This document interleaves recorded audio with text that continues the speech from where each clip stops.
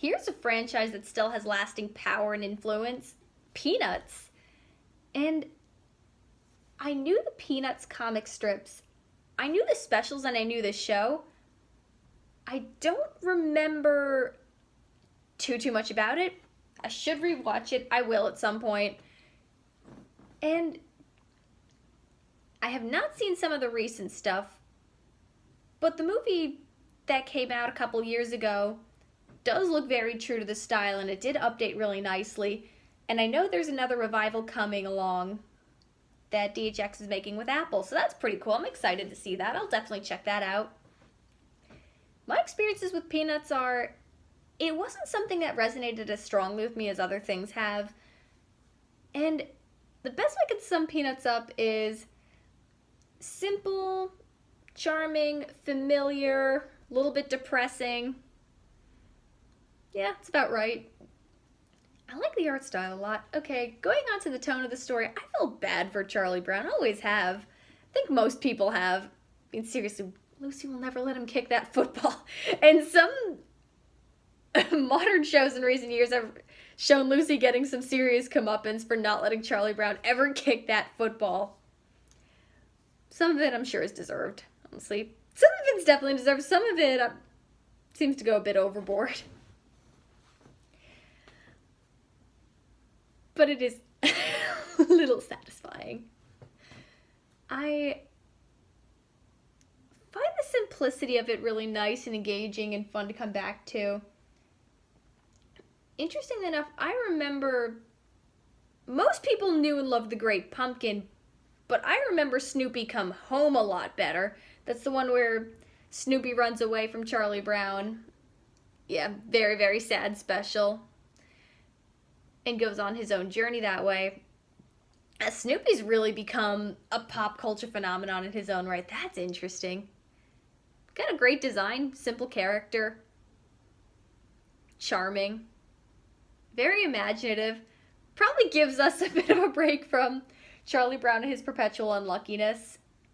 Again, he just felt so bad for Charlie Brown. Maybe it was supposed to teach us empathy, or goes to show how tough life can be, and some people are just unlucky. I wonder if it was Charlie Brown's attitude that brought him his misfortune, that he was a bit of a gloomy guy, or if it was just bad luck and that enough of that caused his attitude. You don't know which is which. I mean, granted, I'm not very deeply involved with it. I'm sure there's an answer or something you can speculate. But it's an understandable story. It's slice of life, this character, what he goes through. I think they do throw him a bone once in a while. At least I'm pretty sure. Because they'd always balanced out things really nicely. They always had very simple solutions, like in the Christmas special. With the Christmas tree and how they make it, this simple little thing, look really, really nice. Yeah, I remember the Christmas special really well, at least bits and pieces of it. And when I listen to clips of Charlie Brown, at least the specials that I'm familiar with, it definitely sounds older. As a kid, anything I saw, I automatically thought was recent, that it came out around the same time because it was on. But when I heard Charlie Brown in later years, something in the voices and the sound quality sounded very 1960s to me. And there's something very nostalgic about the 20th century. I don't know if it's a time before the internet, or if we're just fascinated by the history that came before us. But there is something very old school, very nostalgic, very this time and place in history. It has a similarity to The Sandlot that way, that life is tough, and sometimes it's just not fair, and things can just be not very good perpetually. Some lives are like that. I think it was a very different take, because childhood is usually portrayed as something very nostalgic. Not so much anymore. Now we are seeing a balance of the rougher stuff mixed with the lighthearted. But I think Charlie Brown had this, it was a deviation from these very perfect, happy-go-lucky kids. This was someone who wasn't that. So that's very interesting. I think a lot of people still relate to that. I can't say I really did the way so many other people have. I've always liked it. It was always there. It's something I'm certainly familiar with. But I certainly never looked at it and thought, oh, that's me. Oh, I see myself in these characters.